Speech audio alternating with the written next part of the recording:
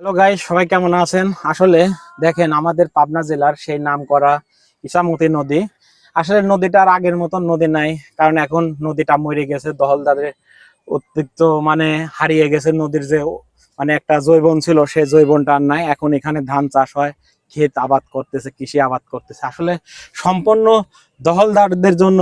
এই কারণেই মোটামুটি এখন আর নদী আর আগের মতন নদী নাই। ঠিক আছে, দেখেন পুরা নদী মোটামুটি দখলদারদের হাতে। ঠিক আছে, আসলে দেখেন ভিউটা খুব সুন্দর একটা ভিউ, পুরা ধান আর ধান চারিদিকে। ঠিক আছে, এত সুন্দর একটা জায়গাতে আসলাম আপনাদেরকে একটু ভিউটা দেখানোর জন্য।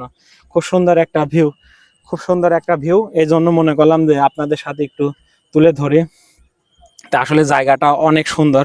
তা আসলে এখানে এক সময় অনেক বড় বড় আমরা গল্প শুনেছি, অনেক বড় বড় অস্তিকা জাহাজ চলেছে, বড় বড় লঞ্চ চলেছে এই জায়গাটা। আর এখন আর সেই ইছামতি নদী আর নাই। ঠিক আছে, এটা আগে এক সময় জৈবন ছিল, আজ থেকে 40 বছর 50 বছর আগে। কিন্তু এখন দেখেন কি পরিমাণ অবস্থা, দখলদারদের দখলে এত পরিমাণ দখল করছে যে এখন আর সেটার আর জৈবনটা নাই।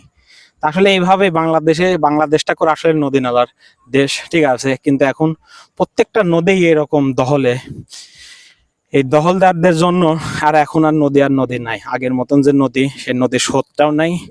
প্রত্যেকটা নদীতেই পানি শুকিয়ে গেছে।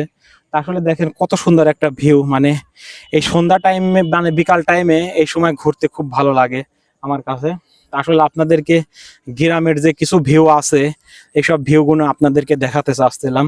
তো এখানে গোসলও করে, পানি করে অনেক সুন্দর পানি, পরিষ্কার পরিচ্ছন্ন পানি। এখানে মাছও আছে, কিন্তু মাছ আগের মতন এখন মারতে দেয় না। আগে আমরা ছোট সময় এখানে অনেক মাছ মারিছি, কারণ এখন এইসব মাছ হচ্ছে বড় বড় যারা নেতা খেতা, তাদের আন্ডারে এখন এইসব প্রজেক্ট বানাইছে। ঠিক আছে, তারা এখন মাছ চাষ করে, কিন্তু সাধারণ পাবলিকের আর এখন মাছ মারতে দেয় না। ঠিক আছে, তো দেখেন কত সুন্দর একটা ভিউ।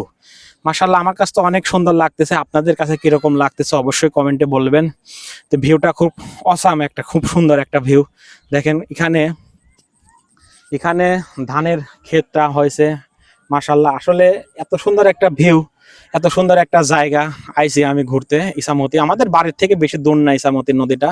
এখানে ধান আবাদ করছে, দেখেন সবুজ আর সবুজ, চারিদিকে শুধু সবুজ আর সবুজ। যেখানেই যাবেন আপনারা সেখানেই।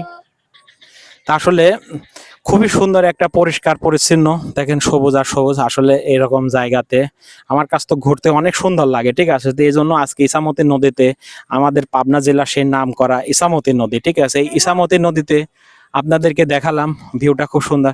এই যে দেখেন এখানে করে পানি অনেক সুন্দর পানি, এই যে এখন গোসল করতেছে বাচ্চারা। দেখেন খুব সুন্দর একটা পরিষ্কার পরিচ্ছন্ন পানি। আসলে এখানে এরকম ছোট সময় আমরাও গোসল করেছি, দেখেন কত সুন্দর একটা